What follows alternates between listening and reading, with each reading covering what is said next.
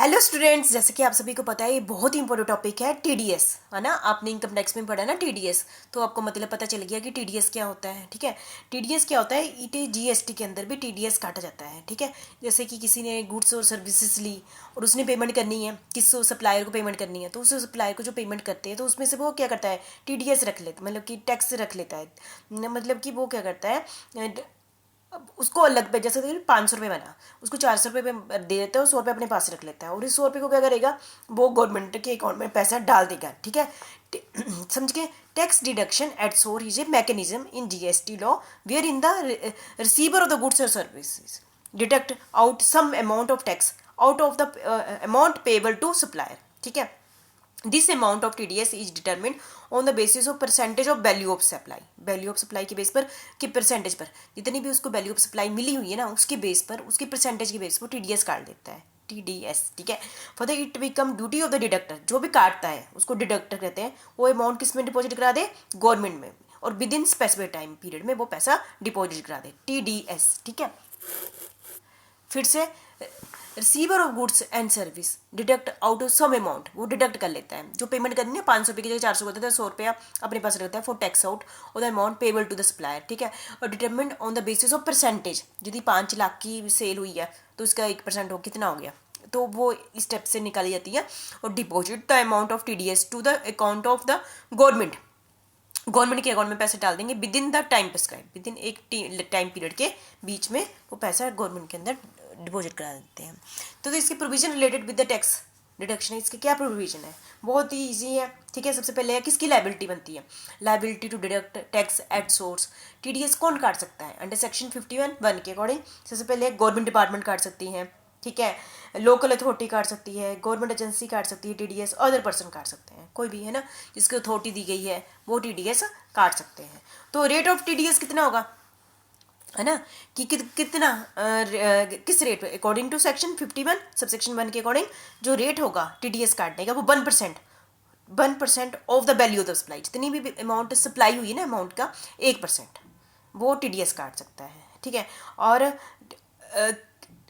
Limit, threshold limit for tax deducted at source, कितनी limit तक वो टीडीएस काट सकता है, कितनी लिमिट है। ठीक है, तो उन्होंने कहा है limit for TDS is rupees 2.5 lakh, 2.5 lakh तक, for the purpose of computing contact value need to be considered, not the invoice value, payment amount. ठीक है, तो मतलब कि value of supply is equal to exceed rupees 2 point, ये limit है हमारी 2.5 लाख। ठीक है, तो समझ गए आप। नेक्स्ट है नॉन टीडीएस, टीडीएस नहीं काटना, किस केस में नहीं काटना, किस केस में हम टीडीएस नहीं काटेंगे, जब place of the supply is in a state और union territory which is different, जब सप्लाई का प्लेस है डिफरेंट है from the state of UT और registration of the receiver.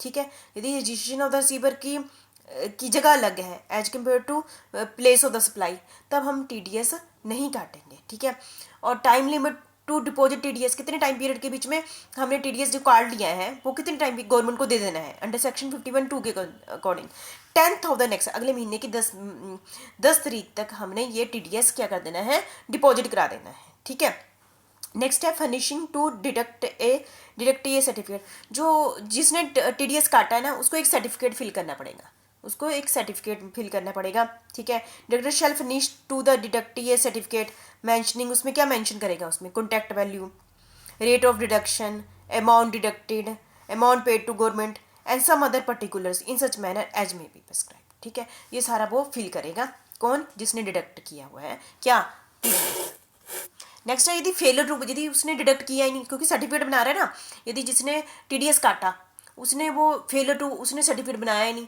Finish ही नहीं किया अकॉर्डिंग टू सेक्शन 51(4) के अकॉर्डिंग, तो उसको उसकी लाइबिलिटी बनती थी ना विद इन 5 डेज, वो क्रेडिट, वो उसकी लाइबिलिटी बनती थी कि वो 5 दिन के अंदर अंदर गवर्नमेंट में पैसा डिपॉजिट करा दे।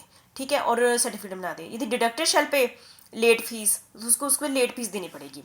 ठीक है, उसकी क्या लिमिट थी कि कितने टाइम पीरियड के बीच में सर्टिफिकेट बना ले, within 5 days of crediting the amount deducted to the government, जब उसने गवर्नमेंट में पैसा डिपॉजिट करा दिया है ना तो उसके 5 दिन के अंदर सर्टिफिकेट बना ले। यदि वो सर्टिफिकेट नहीं बनाता है तो उस पर उसको क्या देनी पड़ेगी, फीस देनी पड़ेगी। तो फीस पर डे के हिसाब से कितनी होगी, 100 रुपया होगी, और मैक्सिमम अमाउंट कितना होगा इस फीस का, 5000 पर रुपीज़ होगी, 5000 पर रुपीज़ होगी, जैसे कि आप स्क्रीन पर देख भी रहे हैं, ठीक है। नेक्स्ट है हमारा credit in his electronic cash laser. आपने पढ़ ली हुई ना इलेक्ट्रॉनिक कैश लेजर, हमारा पहला टॉपिक इस चैप्टर का गया था। तो ये जो अमाउंट TDS काटा है ये इस अकाउंट में चला जाएगा, किसमें, इलेक्ट्रॉनिक कैश लेजर में चला जाएगा, अकॉर्डिंग टू सेक्शन 51(5) के according. Debtor shall claim credit of TDS in electronic cash ledger में चला जाएगा, ठीक है। लास्ट है फेलर टू डिपॉजिट TDS। यदि उसने TDS तो काट लिया लेकिन फेल हो गया, डिपॉजिट नहीं करा पाया अकॉर्डिंग टू सेक्शन 51(6) के अकॉर्डिंग, तो लाइबल टू पे टैक्स इंटरेस्ट, तो उसको उस पर क्या देना पड़ेगा, इंटरेस्ट देना पड़ेगा। काट लिया है पर भी गवर्नमेंट में डिपॉजिट नहीं कराया, तो उस पर उसको क्या देना पड़ेगा, इंटरेस्ट देना पड़ेगा। और मैक्सिमम इंटरेस्ट कितना देगा वो 18% देगा। कितना इंटरेस्ट देगा, 18% के हिसाब से देगा। तो ये था हमारा TDS, tax deductible at source, ठीक है। तो ये आपने अच्छे से कर लेना, ठीक है। Thank you very much. ये अपने आप में एक बहुत ही इंपॉर्टेंट टॉपिक है।